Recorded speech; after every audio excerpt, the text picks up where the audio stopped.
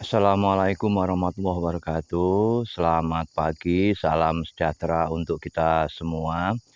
Jumpa lagi dengan Manusia Channel. Mudah-mudahan sahabat semua di sana dalam keadaan sehat, segar bugar, tidak ada halangan suatu apapun, sehingga bisa aktivitas sehari-hari dengan lancar. Dan semoga sahabat semua di sana dimurahkan rezekinya, dilancarkan segala urusannya. Oke teman-teman, pada pagi hari ini saya akan mereview sawit unggul ya. Pada pagi hari ini kondisi tanahnya memang kurang mendukung teman-teman, tapi dengan perawatannya intensif ternyata bisa menghasilkan yang cukup signifikan, dalam artian cukup produktif. Buahnya banyak dan tidak mengalami banyak trek. Oke teman-teman, sebelum ke pembahasannya video ini, jangan lupa subscribe, like, dan komen. Oke teman-teman, kita ikuti video berikut ini. Teman-teman, untuk menghasilkan sawit yang maksimal walaupun tanahnya gersang ataupun tandus ataupun berpasir dan kaulin dan lain sebagainya teman-teman ya, teman-teman tidak usah berkecil hati. Yang penting teman-teman bisa menggunakan organik teman-teman ya, seperti limbah pabrik, tandan kosong, solid, ataupun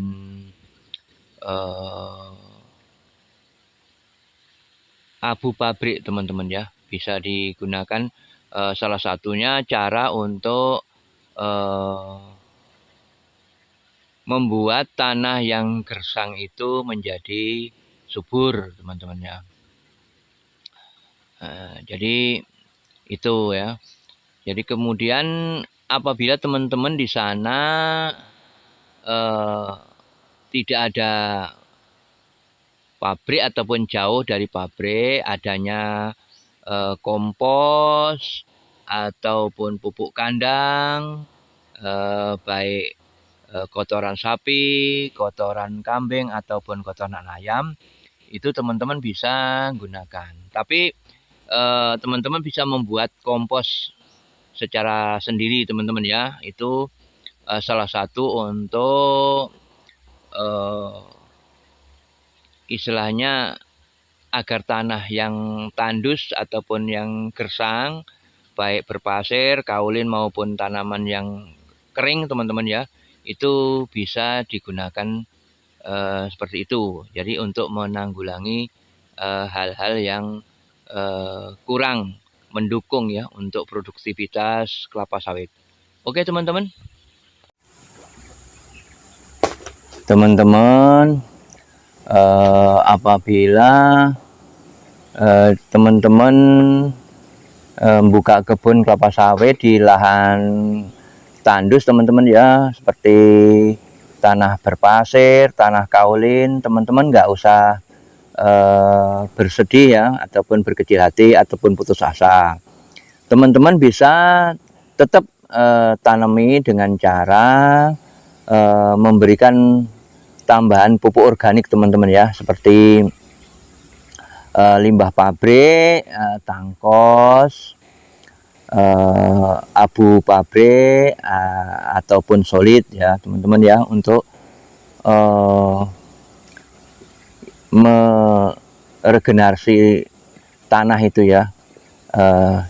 Salah satunya itu, atau teman-teman bisa menggunakan pupuk kandang, kotoran sapi, kotoran kambing ataupun kotoran ayam. Itu teman-teman ya cara untuk meremajakan tanah.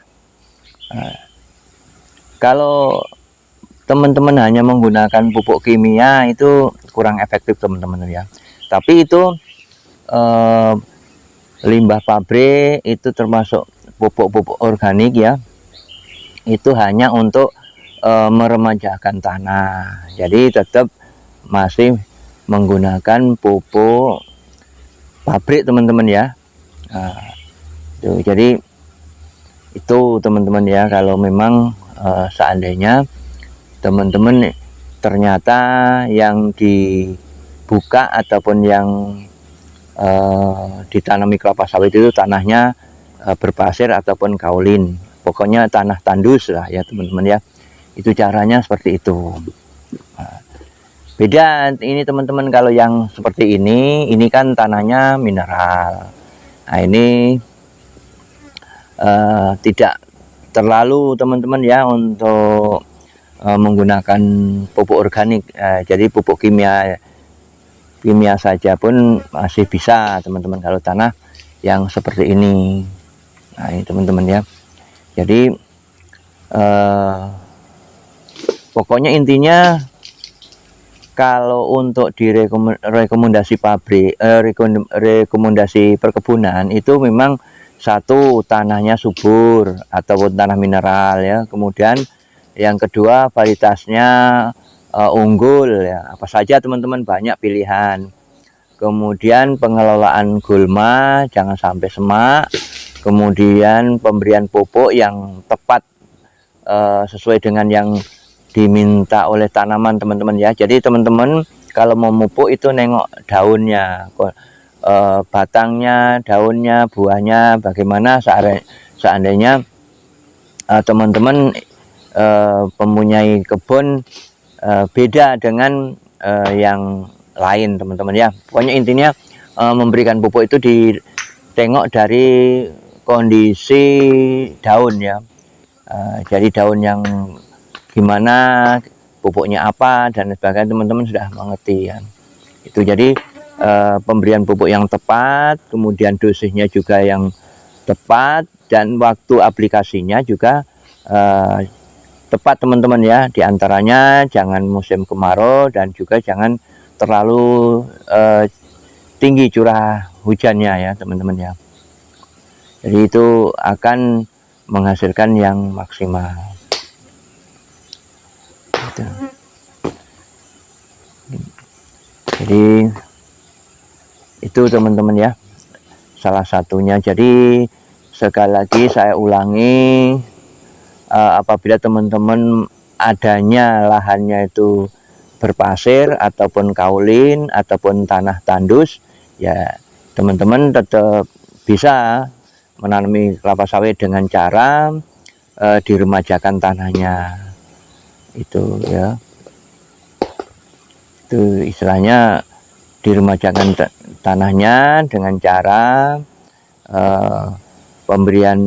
Kalau pupuk kimia teman-teman bisa menggunakan dolomit ataupun kisrit untuk menghilangkan keasaman tanah. Tapi kalau istilahnya ditambah dengan pupuk organik ya itu limbah pabrik, baik jangkos, abu janjang atau abu pabrik ataupun solid.